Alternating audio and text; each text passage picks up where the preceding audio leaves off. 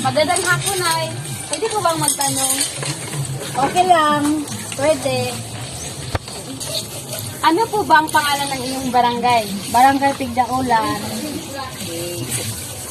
Ano ang kahulugan o pinagmula ng pangalan na ito? Ng Barangay Pigdaulan. Oo.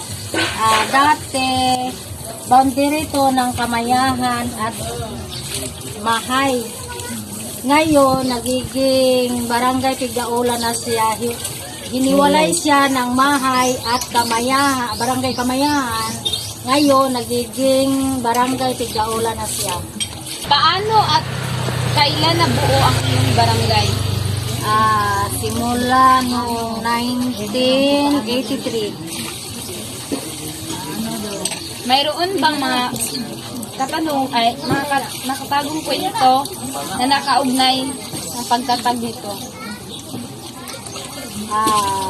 Hindi namin alam kasi yung mga matatanda na yung mas matanda sa amin wala na. Mga ano na. Salamat. Ano ang mga tradisyonal na kaugalian na pinanatili ng iyong barangay sa loob ng maraming taon? Traditional yung pagsisimba at saka yung magandang asal. Maraming salamat. Mayroon bang mga kilalang tao o pangyayari sa kasaysayan ng iyong barangay ng malaking epekto o contribution sa iyong barangay? Malaking Contribution. meron yung dati yung kasada namin mga mga motor lang ang nakakadaan. Ngayon lahat na kasi simentado na. Mayroon bang mga kilalang tao o pangyayari sa kasaysayan ng iyong barangay na nagkaroon ng malaking epekto? May pagbabago ba sa mga sinaunang paniniwala, pamumuhay at may pagbabago ba sa iyong sinaunang paniniwala, pamumuhay at may pagbabago ba sa sinaunang paniniwala sa pamumuhay at pananampalataya ng mga taga rito sa paglipas ng panahon? May pagbabago.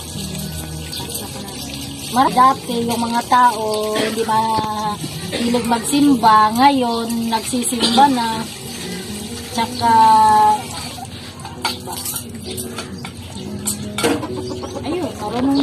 marunong na. May mga salitang katutubo, pananalita ba na mahalaga ng iyong barangay na hindi maaring mawalan ng modernong panahon? Ay Lang na salita yung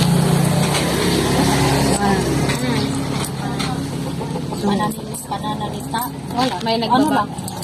Wala namang nagbabago kasi marami ng dito, maraming kultura ba ito, no? Marami Ilocano, Ilonggo. Yan. Maraming salamat. Paano nagbago ang mga tradisyon at kultura ng iyong barangay sa paglipas ng panahon? Malaking pagbabago.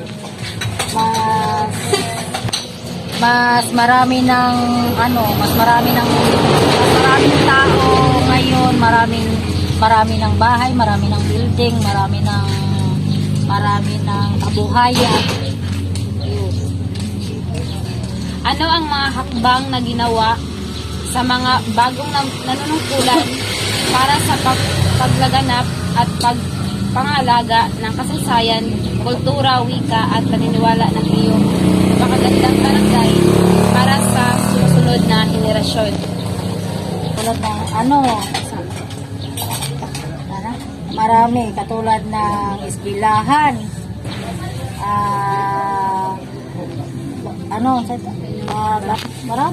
maraming nagbabago. Masasabi mo bang may mga pagbabago sa kultura at wika ng iyong barangay sa paglipas ng panahon?